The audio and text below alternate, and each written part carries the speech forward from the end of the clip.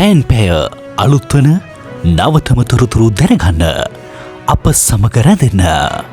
මාර්තු මස 8 වෙනි දින කාලගුණ අනාවැකිය පුවත් ඉදිරිපත් කිරීම ශානක විතානගේ රත්නපුර ගාල්ල සහ මාතර දිස්ත්‍රික්කවල පසුරු දෙකෙන් පසුව ස්ථාන ස්වල්පයක ඇතිවිය හැකි වැසි හෝ ගිගුරුන් සහිත වැසි හැරුණු විට දිවයිනේ ප්‍රධාන වශයෙන් වේලි කාලගුණික තත්ත්වයක් ඇතිවේ.